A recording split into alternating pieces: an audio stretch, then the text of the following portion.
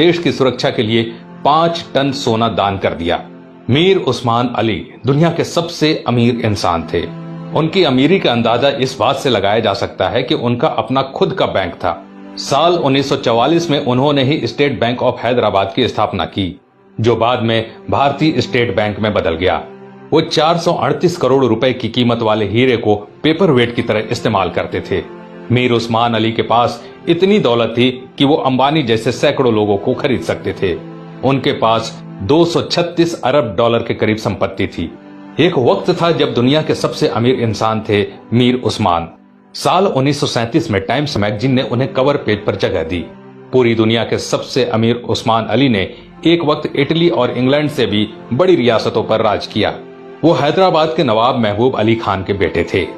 आजादी से पहले तक वो हैदराबाद के निजाम रहे और फिर जनवरी 1950 को हैदराबाद के पहले राज्य प्रमुख बने। मीर उस्मान अली भारतीय इतिहास में सबसे ज्यादा दान देने वाले शख्स हैं। साल 1962 में भारत चीन युद्ध के वक्त मीर उस्मान ने भारत की सरकार को 5 टन सोना दिया था, जो कि किसी भी शख्स द्वारा दिया गया अब तक का सबसे बड़ा दान है। आपको जानकर हैरानी होगी कि भारत और चीन के बीच जब युद्ध हुआ था तब भारत द्वारा इस्तेमाल किए गए हथियार और बारूद मीर उस्मान के पैसों से ही खरीदे गए थे। अगर मीर उस्मान 5 टन सोना दान न करते तो भारत के बड़े हिस्से पर चीन का अधिकार हो जाता। मीर उस्मान द्वारा दान किए गए सोने को लेने मौजूदा प्रधानमंत्री लाल बहादुर शास्त्री खुद हैदराबाद गए थे। ये भी जान लीजिए दोस्तों कि मीर उस्मान अली ने ही भारत के पहले हवाई अड्डे का निर्माण करवाया था। उस्मानिया यूनिवर्सिटी हैदराबाद की स्थापना भी मीर उस्मान ने ही की थी, जो आज भारत की सबसे बड़ी यूनिवर्सिटीज में से एक है। उस्मान अली ने दान देते वक्त कभी किसी का मजहब नहीं पूछा। उन्होंने जहां एक तरफ अलीगढ़ मुस्लिम यूनिवर्सिटी को 5 लाख रुपए दान किए, वहीं बनारस हिंदू यूनिवर्सिटी को 10 लाख रुपए भेजे।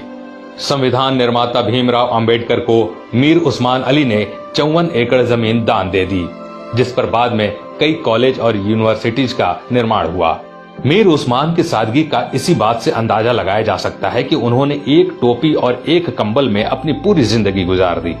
यहाँ तक कि उन्होंने कभी सोने और चांदी के बर्तनों में खाना तक नहीं खाया।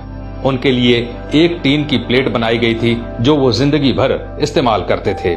निजाम म्यूजियम में मौजूदा दस्तावेजों के मुताबिक मीर उस्मान का जनाजा दुनिया का सबसे बड़ा जनाजा था।